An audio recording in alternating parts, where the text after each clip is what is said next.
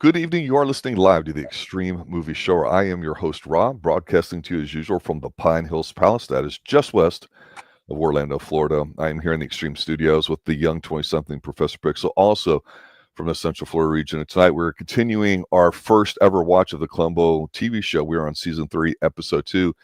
Any old port in the storm. And Pixel, I know you being the current generation and me being an 80s teenager, which I can still feel the 70s in my bones, especially when I'm watching these episodes.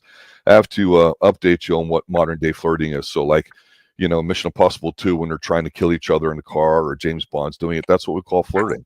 Why is this pertinent? Because, damn it, you're supposed to have fun when you're watching television, and despite an episode or 2 of Columbo that you and I have pointed out, the reveal wasn't all that great or whatever, I find tonight's episode starring one of my favorite B actors of all time, Donald Pleasence. I'm not going to say it's one of the best episodes in terms of plot, device, structure, narrative, and all that too, although I could argue it. But god damn it, this is a hell of a lot of fun. I think it's probably got the best lines and everything. Pleasence chews up the scenery, and he's up there with Gene Barry for how well he dresses. I was simply stunned by this episode, completely floored. This ranks in my upper top tier of a couple episodes so far as a review week to week, every episode too. Just a tremendous episode all the way around, having to deal with wine, food, and of course women in a different angle. I love this a lot. Can't wait to dive into it. What's your initial take, sir? Well, you might not say that. You might say that you won't go ahead and claim that it's one of the best, but it is one of the best. The plot is enthralling. This is a fantastic episode. I was already excited for Donald Pleasence, but what he brings to it is astounding in ways I could have never expected.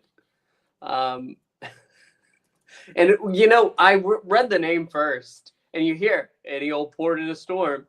You think it's going to be on the bay or something to do with the lighthouse again. But nope, this is all about wine. And let's go ahead. Let's step into our opening, as it were.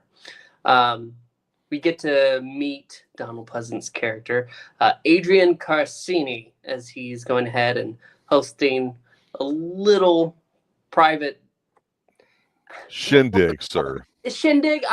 He is hosting some VIPs at his facility in his castle there on the estate, because he is up for Wine Man of the Year, pretty much. He goes ahead, he talks them through what they're about to drink, and then as they do, their breath is taken. He steps out for just a moment, and he says, "Oh, I have something breathing. You're going to love this." He steps aside, and he clicks to hear the conversation in the next room, and he knows that he's going to get it. All seems to be going well until he goes into his study to get the wine, and who is there but his brother, Rick Carcini. Describe Rick for everybody, sir. Describe Rick? Yeah. I mean, he is handsome by 70 standards. He's obviously a playboy. He's a multiple serial marrier. And damn it, he just wants to go out and party because he's going to Acapulco and he needs money. Yeah, that's it. And no, not only is he going to party, he's going to go get married for the 4th time. But these two are half brothers. Maybe that's the most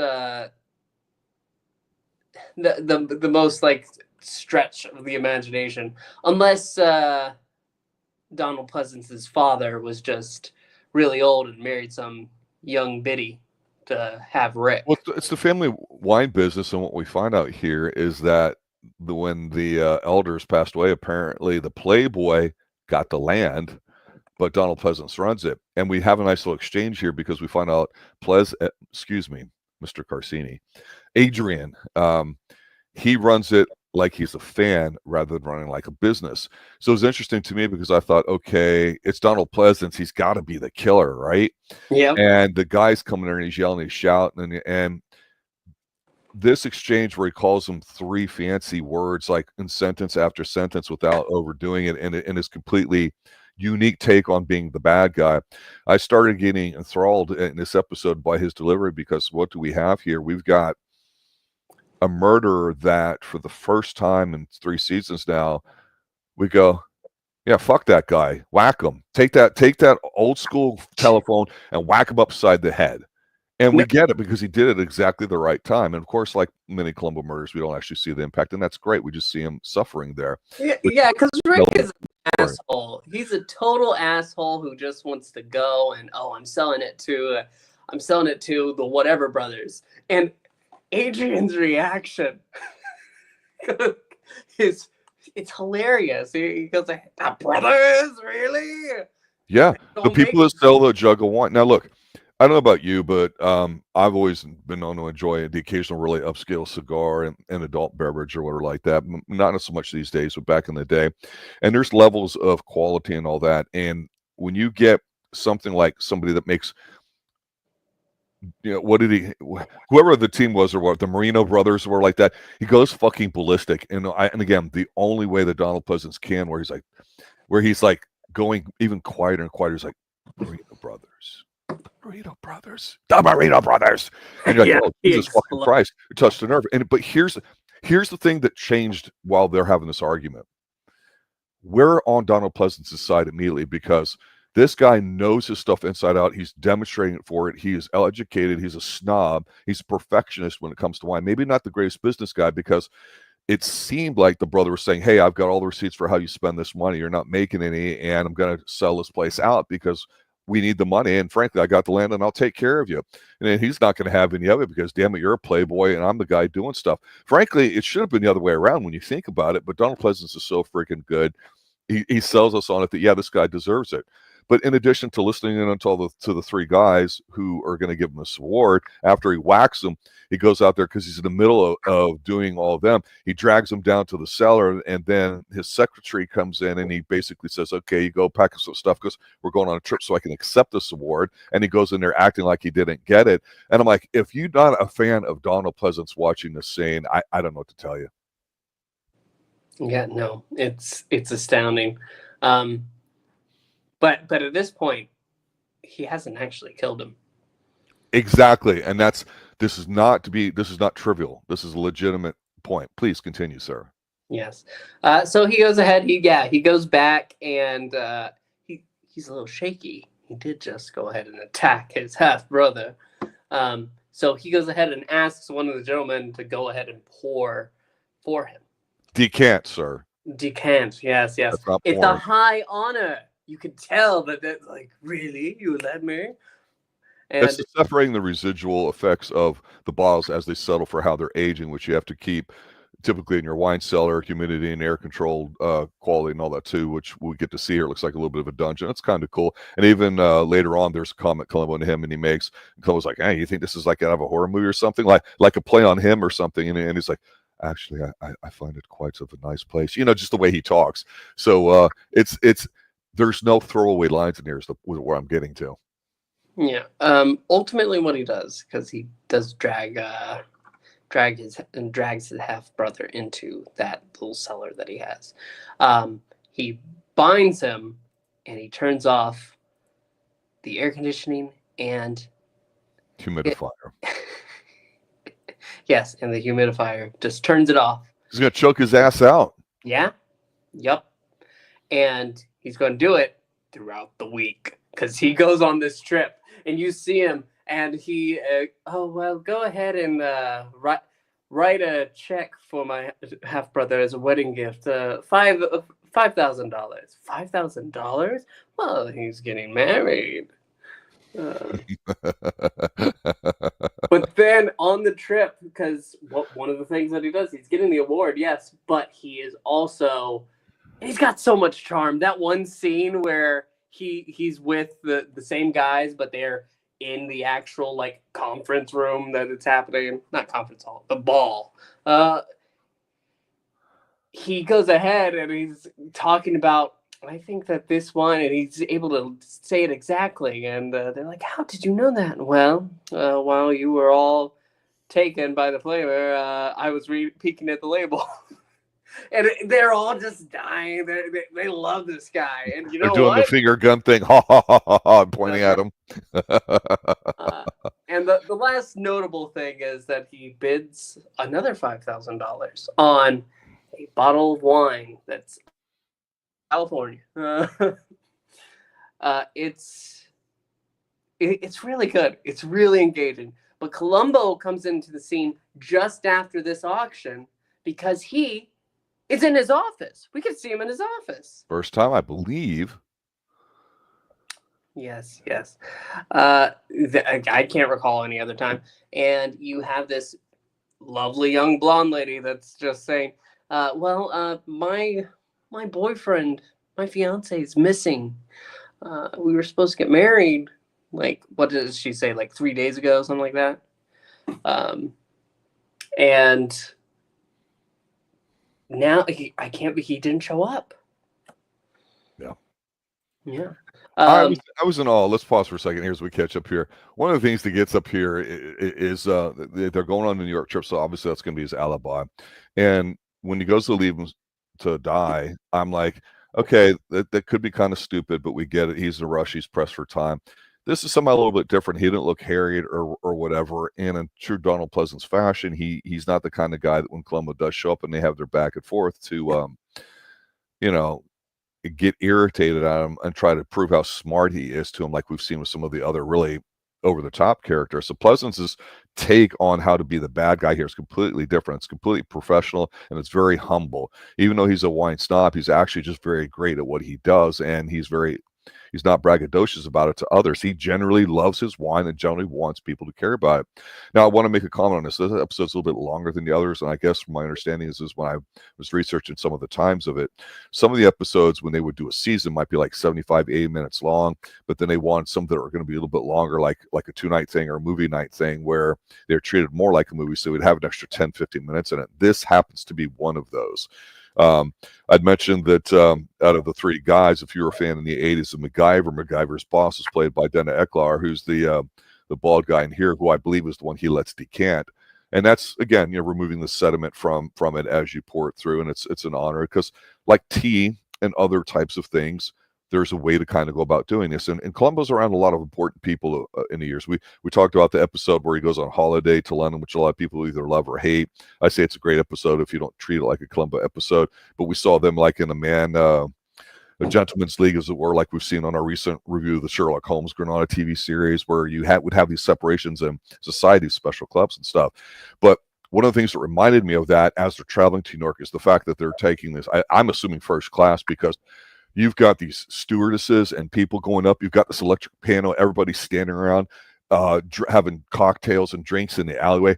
I remember flying like this as a kid. I remember when flying was sexy, fun, adventurous. And if you flew, you're going on a flight. No, you must be going somewhere special. It's a vacation. Unlike the way it's thought of today, the wide seat, the ample legroom.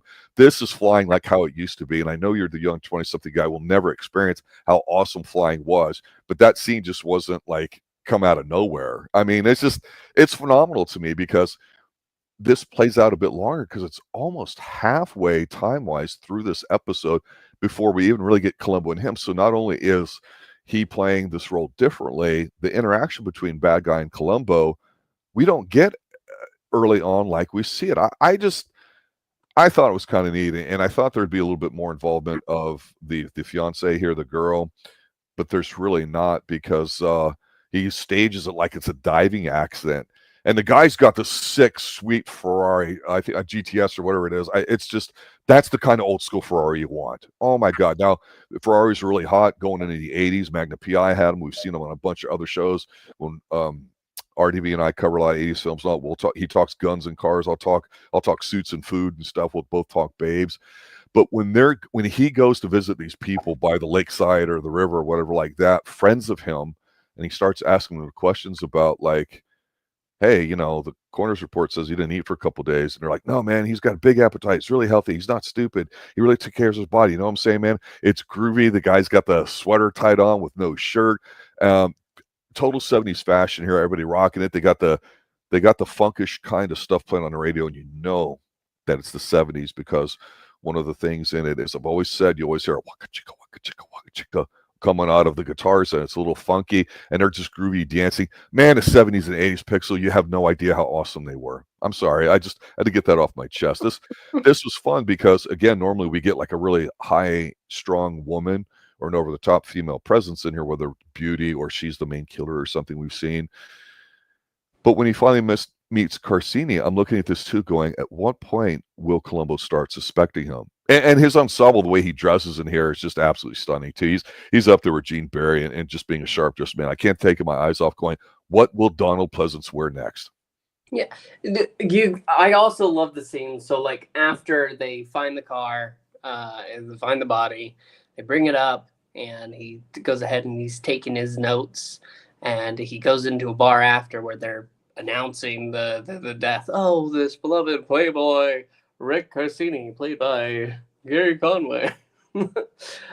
He realizes something. He's like, "Did it rain last Tuesday? Excuse me, does anybody know?" And he goes ahead and says, "Make change," and he only gives like not even $1. He gives like 50 cents to break it down. And then he goes ahead, gives a call. 9 to 5 only. Okay, all right. And then he goes ahead and tries to call the Chronicle. Nope, can't get them either. So he has to ask the room, "I'm Lieutenant Columbo. Does anybody remember if it rained last Tuesday?" He doesn't get an answer. Yeah. But it's such a good scene. It's so good. And at this point, he still hasn't met him until he goes on a tour of the factory. Mm-hmm. And it's actually a really nice scene. It's really glass bottles, sir. Everything was in glass bottles back in the day. This is before microplastics ruled the world. I'm serious. And you would return them. You'd get like a nickel back for every bottle and all that. You could make a living as a kid collecting bottles and cans. Back when you had real aluminum and everything else there too. Sometimes there would be a steel top.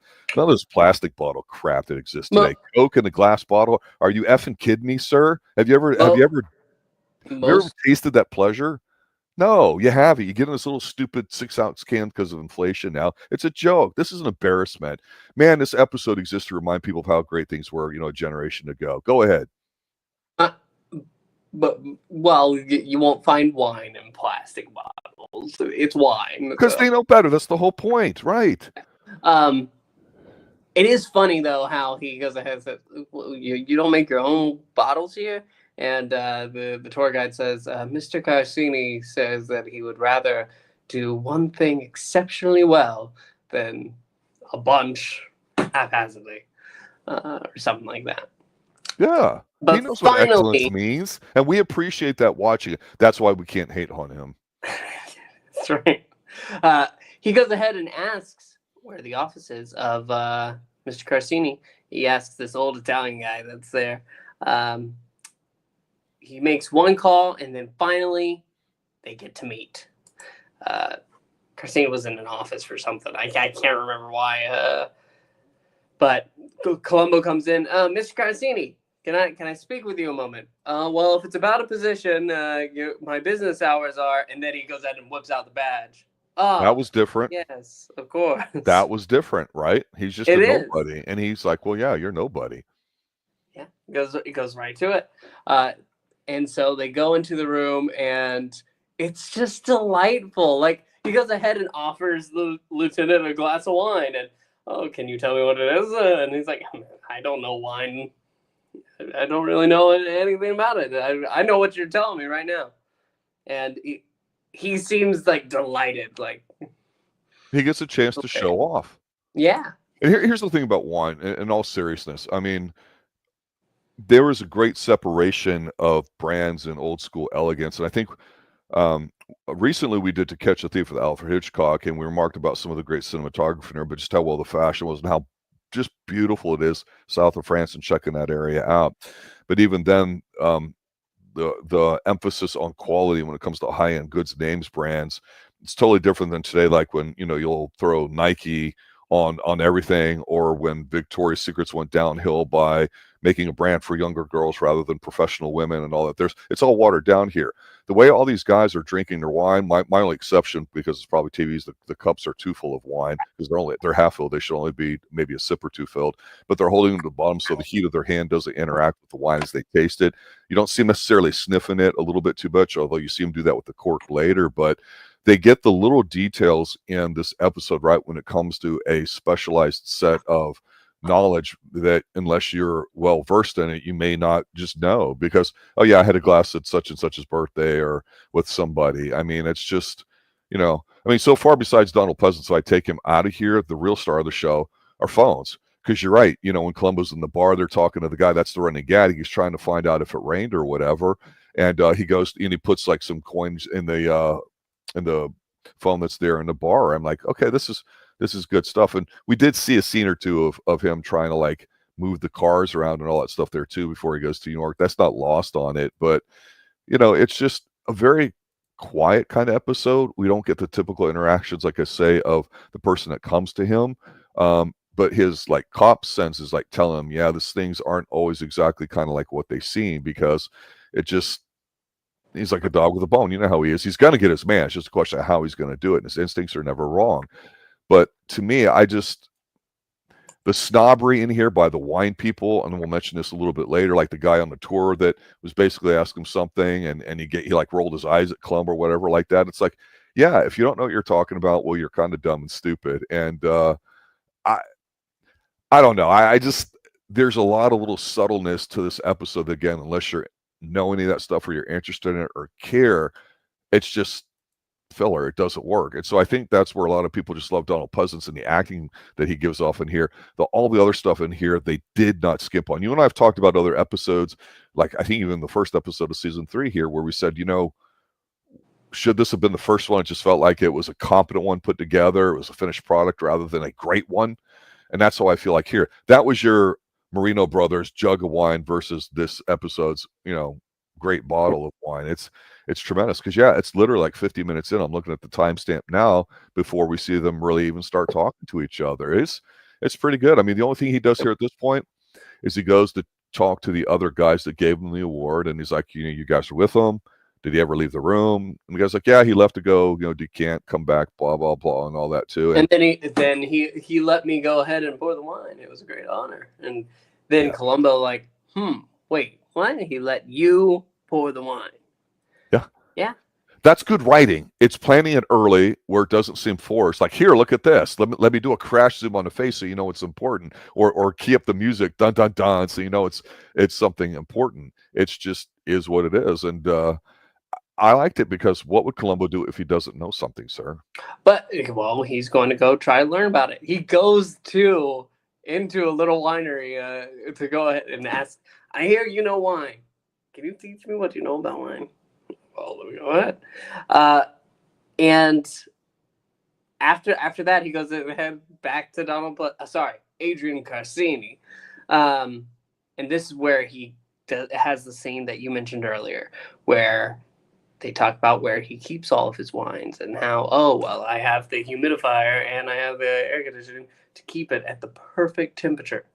And he's like, well, I would hate to be trapped in here. Well, you can't. I'll show you how. And he closes it, and all Columbo has to do is push open the door. It takes a second to do it, though. And after this, there's only one more place that Columbo pretty much goes, and that's to speak to the secretary. Mm-hmm. Who, with her hair down, mildly attractive. Oh yeah, does not look her age. She looks flat out professional, and we're getting the, hey, this is a no woman kind of episode vibe up to this point here. Really? Yep. We hardly see the blonde fiance at all. She's an afterthought, and she's just the official secretary. It's not taking any shit from. She's not a bitch or anything like that. She's nose to the grindstone, just getting things done for Mr. Carsini. Yep, absolutely. And Columbo pretty much asks, so you saw him there that day. Did you see Rick Carsini leave? And she says, yes. He's like, oh, then I made a mistake. And he goes ahead and he gives a call to Adrian. It's like, I am so sorry. Like, even suspecting you, I'm so sorry. How could I ever do that? Let me go ahead and take you out to dinner. You choose. No. I'll foot the bill. You choose the restaurant.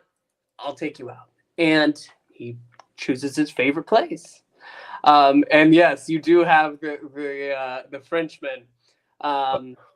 What Venkman just mentioned him. George. Go ahead. George Gaynes. He has a role in this episode. He was also in Etude in Black. But he's here as one of these Frenchmen. And they sit Columbo down, and they're not, because he gets there first, and they're surprised that he's in their establishment. But when Adrian comes in, why have you given him a table by the kitchen? This is unacceptable. And they go ahead and immediately move him. And they're having a nice conversation when you have Adrian complimenting Columbo towards the end of the meal, like, you've chosen some excellent wines to pair with our meal. I'm excited to see what you finish with. And he lists a very specific bottle. A bottle that Adrian had mentioned earlier within his own cellar. And he's like, well, he's probably not going to find that here today. And then, sure enough, they do have it. They pour it out for him. Go ahead, set it down. And Adrian is so excited. He's like, oh my gosh, this is amazing. I can't believe that they have it. Be prepared. This is going to be an experience that you will not want to forget. Columbo goes ahead, and this is delicious. And the same thing with Karen, the secretary. And there is a nice little scene where Adrian says, come along, and maybe you can start calling me Adrian. Maybe we can do without the formalities. All right. So what you're talking about here, though, is extremely important because, again, this is a longer episode. Yes. So there's a bit more of a deliberate pace to it with some extra stuff in here. I would not say any filler. We talked about how when he was down in the cellar, how he turned the air off and the humidifier and all that. Well, Columbo's in there talking to him about stuff, and he's basically, basically Carcini proves to him that you cannot accidentally lock yourself in there, and he does so in such a way where we go, okay, now he's kind of slipping it, trying to find out, trying to let him talk a little bit, but you get no sense of him freaking out or panicking or whatever. And he's like, oh yeah, that was pretty easy. But to me, what really starts to happen here is that when he goes to visit the secretary, she has her hair down. Okay, that's an obvious sign. You're seeing a woman when she looks sexy, not professional, especially then, literally hair down. And she's talking about, like, there's this old, I forget the name of the Western, but it was some dude playing on TV, and it was an old hunky guy or whatever, right? So you can tell she's got single woman syndrome early on, no kids. And because it was late at night that he showed up, he's like, hey, may I use your phone? And he does all that. But basically, she's like, yeah, I worked for 12 years, blah, blah, blah, and everything, and that's it. So she's like the most boring female we've ever seen on this episode. And this is important because we're not supposed to be thinking of her. Just like we're not supposed to be thinking of the fiancée, the blonde, who you thought, because she's young and attractive, that she might be a part of it. She's not. So again, a little subtle difference here, or not so subtle to me, as far as how they're treating the women in this episode. And then when you're getting ready to go out to this dinner, basically he thinks, oh, I'll just go out to dinner with this guy who generally just wants to say thank you to me. He doesn't suspect anything. That's it.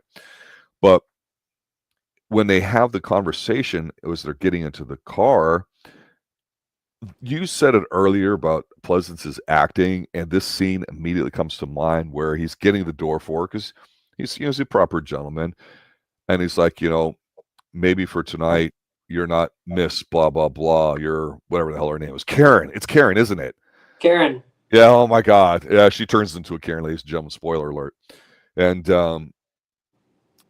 he's like, that would be nice. And so they're driving, and you could tell, God, it's awkward, but how else if you're a middle-aged guy that has nobody, even though you're a snazzy-ass dresser and you know stuff, even though your company's broke because you don't know how to run it, how are you going to have any ability other than paying for whores, for a company of the other sex? And so he's being a gentleman with her, and perhaps if things go well for the night, maybe that could be a permanent thing. And we're like, holy shit, are we seeing a relationship just like all of a sudden happen between our eyes? Again, totally different. And at this point in the early 70s, I want to sit there and say this because RDV, I know who's listening, and some of the other people who listen to Extreme Movie Show, they may be older people and they like Johnny Carson's show. There's a clip up there I watched after this episode where it was the Johnny Carson debut clip where the week before this episode's going to go on, Johnny Carson back in the 70s had him come on the show and talk about it. And Peter Falk, as much as you like him in Columbo, when you see him in person, you go, wow, this guy's even more humble and genuine than you could think of. He says, you guys don't know who this guy is, Donald Pleasence. He's one of the greatest actors on the planet today. Phenomenal. I mean, everything is about everybody else on the show except him. And he talks about seeing the character like, this must be why a lot of the older listeners here in the Extreme Movie Show, when we've done older TV shows, even though we do newer ones as well, how they really resonate with how solid the writing is, because it's phenomenal. Again, no wasted lines in here, too. We're seeing a romance being played out in front of our very eyes. It's quite subtle. And I want to fill that in because you're right. When they get here to dinner, if you've ever gone to a restaurant, you know first thing is if you're going to go to an upscale place, you sit in a great seat. You do not sit by the kitchen. That is the worst seat to be in. And he basically is like, hey, fuck you, guy. I'm at this restaurant. Give me a nice one. But he does it in this really kick-ass Donald Pleasence way that you can only admire and go, damn, you're good.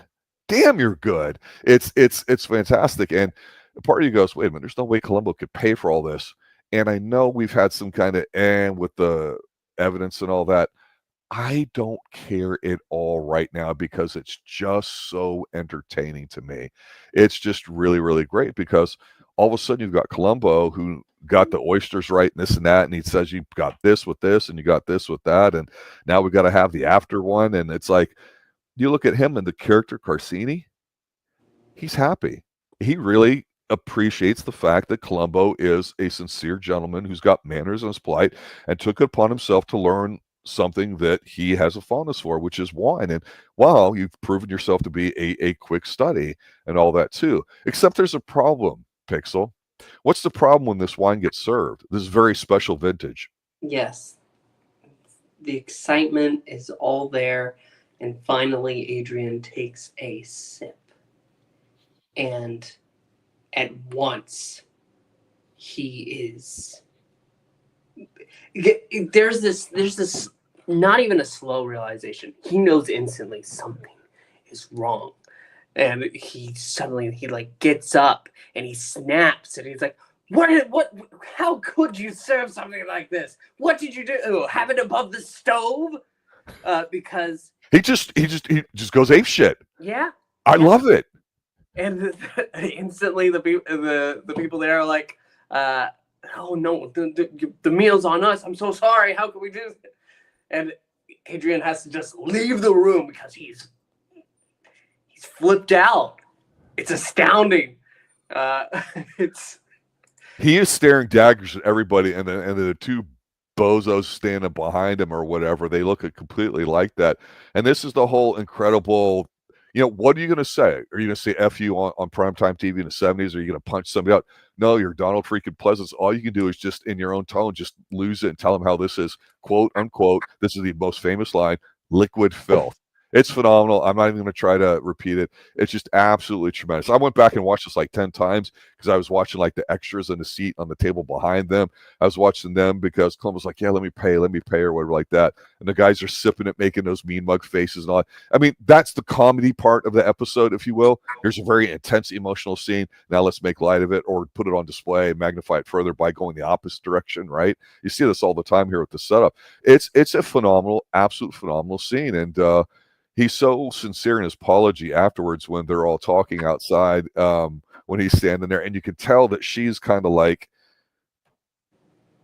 beside herself because the night didn't go well for him. It's not going to be a date for her now. And Columbo's genuinely like, yeah, I'm really sorry about all that. And he's like, well, I don't suppose I... And he does that whispering Donald Pleasence thing. I always love it when he starts doing his Halloween monologues. It's the same thing. Well, I don't suppose that I shall ever see you again. It's just that whatever. I mean, oh my God, it's great. And you're like, God, this episode's getting to the end. I thought the end might have been there. I thought that was the setup there, sir. I thought he was going to sit there and say yes and have guards come in and he's going to get arrested there. And I'm wrong. There's more. Because, after the night did not go well, Adrian takes Karen back home and... Artie was going to love this, I think. Yeah, at this point, I think Columbo gives a line that pretty much lets him know that she's the reason. she said that she saw Rick leave, and he knows that's a lie. And why did you lie? Why did you lie for me, Garrett? And it's not You Garrett. never asked me if I killed him. Yep. I don't care. Uh-oh. Here come Yep. the Charlie Brown hearts coming out of her head. Yep, because she's crushing on Mr. Carsini. Yes, she is. She's worked for him for what? 12 years, I think it was. I think it's 12.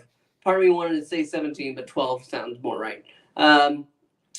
And he's trying to pretty much say goodnight and just get gone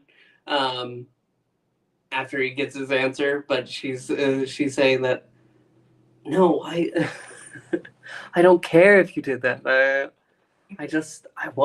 I want more than what it is. Every woman ever. I just want more. I don't want 2 weeks paid vacation and $7 or whatever it was. She was saying $700 a month or whatever it was. I don't know, whatever. Yeah, and all that. She wants to take this to the next level. She wants marriage. And he's like, I don't love you, Garrett. And she's like, well, marriages have been built on less. This is fantastic writing, though. It's amazing. It is. Oh, it's so good. Like a twist that you didn't even really see coming, but it just works so well. And after this, it gets even better because that whole thing with the wine went ahead and reminded him. I think Columbo also has a conversation during the dinner talking about a hot day, hot picnic while you were gone. I think went up to 107, and that goes ahead. And in his mind, he's like, ah, crap, my entire cellar is bad. And so he starts collecting them up. He takes them to that same spot and just starts tossing bottles out into the ocean. It is great. And then so he's so fucking mad at her. He's doing every guy has to do that. They can't tell a woman no, not because he's not trying to, but because he's like, well, we'll have to think about that. I'll talk with you about that tomorrow. He keeps basically repeating, and she keeps upping the ante, like, no, you're going to do it. We'll see. I have things to do. I have to go now. And here's the thing. He's always done stuff his way. He's in charge of that, and he's excellent at what he does. And up to this point, you're like, okay, I guess the whole setup with his half-brother about how he's run a poor business really means nothing about it because they're having some financial issues. And it's tough because when you do things that can print a lot of money, like that cheap ass Marino Brother kind of wine stuff, the gallon jug cheap ass wine, it does sell. It's pure profit. What he's doing is definitely a lot harder and more difficult to do, but more immensely rewarding, professionally speaking. You tell he regales in that, and there's nothing wrong with that. It's not like he comes across as superior than you. It's just that he's just so damn good at it, and very few people can respect that. So he appreciated all the efforts that she did, but what is she? She's a secretary, nothing more. His mistress is the wine mistress. And so, yeah, now she's got a hold on him. And it's like, what are you going to do? He doesn't like that. No, nobody can have a hold on me. So he goes and he takes the wine that was, spoiled in there, and he just goes back to, I think it was the exact same place where he had driven the Ferrari, where he had set up the, with the scuba gear and all that, the death part and all that. And he just stand there chucking the fucking bottles out there one at a time. And I'm like, oh, there's $5,000. There's $1,200. There's all this money he's getting rid of.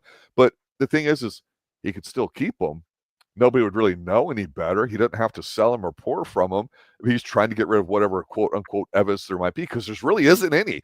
This is circumstantial evidence at best. That's the beauty of this episode, is that's probably the weakest in terms of I can convict you. At least at this point I'm thinking it. But the fact that he cannot fucking stand this woman having a hold on him and Columbo coming after him, he's destroying the thing that he loves, which is this wine. This is fucking brilliant.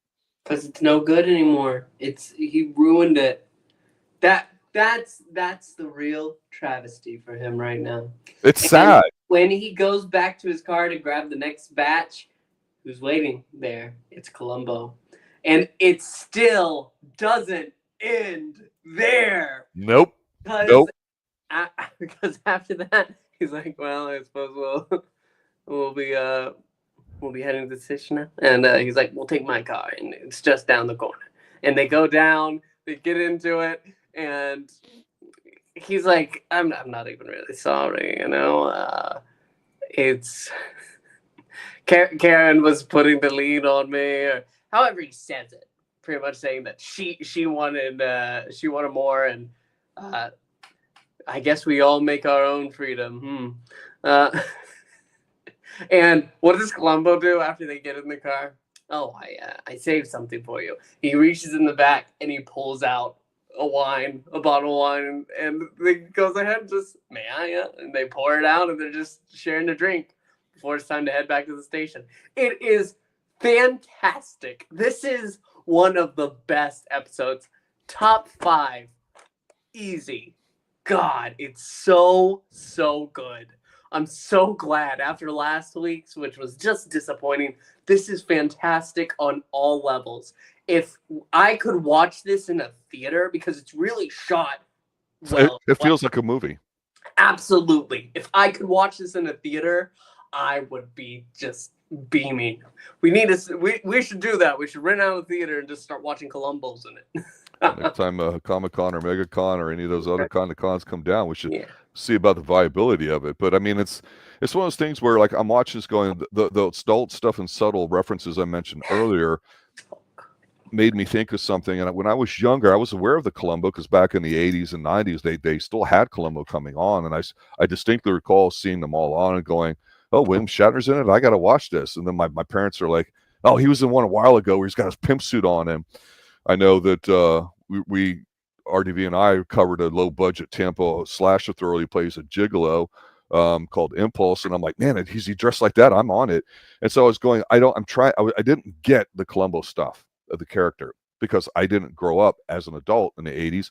But now as an adult going back, I see all the adult stuff that as a kid I missed, like the kind of conversation. Because the one thing here that would be a flaw, and I think it's very obvious, and I'll just get right to it, is that when he's there at the beach in the evening throwing his wine out and Columbo's waiting for him, Columbo basically spills the beans. He goes like, yeah, and this is the gotcha. He goes, while we were down there in the cellar, I took that one very expensive port, which is very sweet wine. It's a dessert wine. That's why it's your after one. That's the one you want to have last. Hence the title, any old port in the storm. This is a vintage, one of a kind of bottle. He stole it, and he had everybody in on the restaurant in on him that they did have it, because he knew that would be a great one. And so how many people would know that? Well, so exclusive in one of his bottles in his rare collection that only Carcini would know that. So the fact that Columbo was able to reference it and they checked and it came in, he was giddy, because it's like, man, you not only did you get everything right for the dinner, you nailed the final course, which is just us talking. Like, you really are nice. You really are a good person. I mean, it's just the details of it, right? And so then I don't like the fact that cops steal stuff, and RDU and I have covered the way cops have been portrayed in shows since the 50s and 60s. Harry, now they can just get away with fucking murder in their 70s. They can rough you up, they can beat you up, they can steal stuff from you, plant evidence, which is true, by the way. And that's what happens here. So it's super weak in that sense.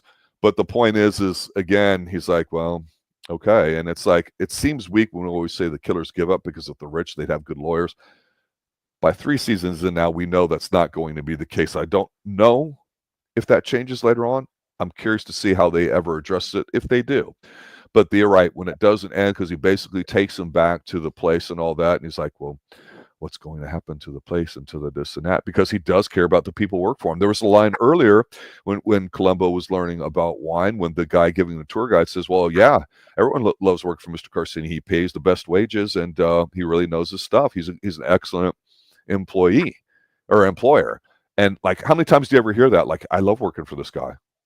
Yeah. I mean, seriously. So you could say he's generous to a fault with the way he runs it, because he wants the best of everything. He's willing to pay for it, even though he might be on the margin when it comes to the business. That really wasn't pertinent to the story. It's just how good and excellent and singular he was in here. And to have a woman of all things come in at the last minute, try to scoop up what he's created. He basically says to Columbo, yeah, I guess freedom is relative anyway. And he's basically saying, yeah, because Columbo says, what doesn't he say that? Hey, am I going to get a confession? Are you certain? He goes, oh, yeah, you'll get the full confession. Because basically he's saying, fuck it, I'd rather go there and be convicted of murdering my half brother than being forced into a relationship with a woman I could give a rat's ass about. I mean, how cynical is that? Holy shit, step on that, feminism. And normally we've always said that some of the females in this episode have had a very positive look when it comes to them, like the female killer, I think, in the end of season 1 and some other roles. They're tremendous in here. But boy, I did not see that coming at all. But it's just, He's got the best lines. He's got some of the best outfits on here. And this is probably one of the few episodes where you honestly, at the end of it, go, not only do they respect each other, but they really seem to almost like each other. Like if this little murder didn't happen between them, they could actually be friends. A snob and a common peasant in the form of Columbo, just a guy that's really good at his job. I mean, it's an amazing dynamic, and the only thing that comes close to that kind of instant thing is, I forgot the name of the episode, but you and I both remarked on how intense it was when basically, and he got really fucking pissed off at somebody and slammed the table and yelled at the guy, basically, and that's the only time we ever saw that at Columbo, and that sticks on our mind, right, of how intense it was. But between the liquid filth, calling his brother like a hedonistic pig and this and that, and it's just all these 50-cent words. My God, Pleasence just crushes it. And this is America's really first exposure to him, even though he'd been in a bunch of stuff. And of course, he would play Dr. Loomis in Halloween. He's a guy that always wanted to work and basically said no to anything that came up. And that's why he's one of the greatest B actors of all time. And when I say B, it's because nobody says, hey, I'm going to write this movie and Pleasence is going to be the head. But he would be with Connolly and Phenomenon in 1985. You know, he'd be with not just Halloween, but John Carpenter also in Prince of Darkness.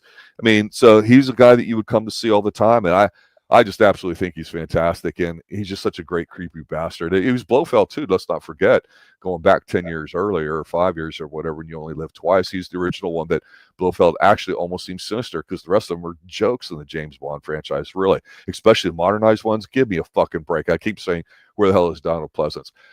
Really didn't have that kind of appreciation for Columbo and for Pleasence when I was younger. This is excellent TV. This is as good as it gets. Yep. This is, I know we don't do like rankings here, like out of 10, but this is a 10 out of 10, man. This is one of the best episodes that we have received. Like, it's right up there with the one with Leonard Nimoy. It's fantastic. I am so glad that we're reviewing this. Yeah, the Leonard Nimoy one is great, but it's fucking dark, so it's not fun like that, right? And then we all love Suitable for Framing because the guy's so good, and it has got a great gotcha at the end. Without that gotcha, is it as good? I don't know. So we went through and ranked our personal episodes. I think out of season 1, maybe season 1 and 2 combined. I'm sure we'll re-rank them and readjust them as the season's going, as we continue to review this here on the Extreme Movie Show over the course of this year going into next year.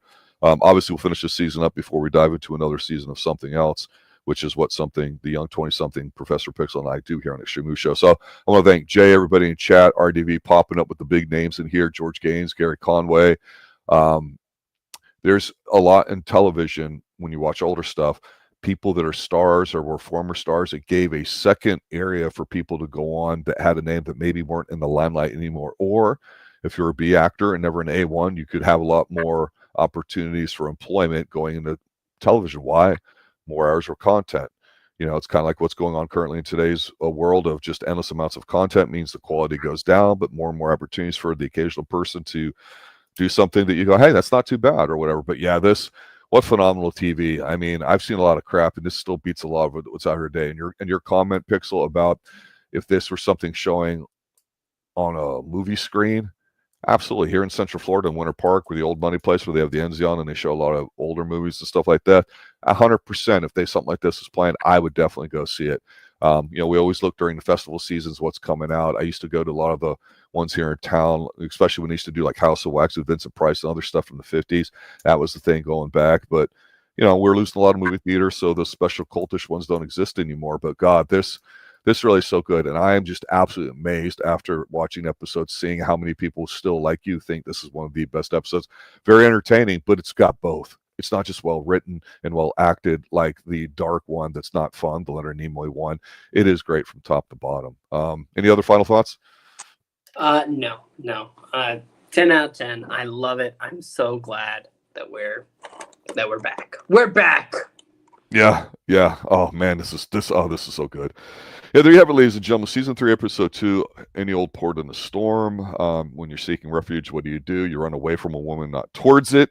There's different stories, of course, that can be interpreted. But, of course, the port here is the fine sherry that Columbo stole and planted the evidence on him in the sting operation that would rile up even the most ardent libertarians among us here in the listening audience. I want to thank everybody for listening. We're getting ready to go live here shortly for our next review, which will be the final Dead Reckoning Mission Impossible review with RDV. And we'll be back on Tuesday night as well. So thank you for watching, listening. Good night now.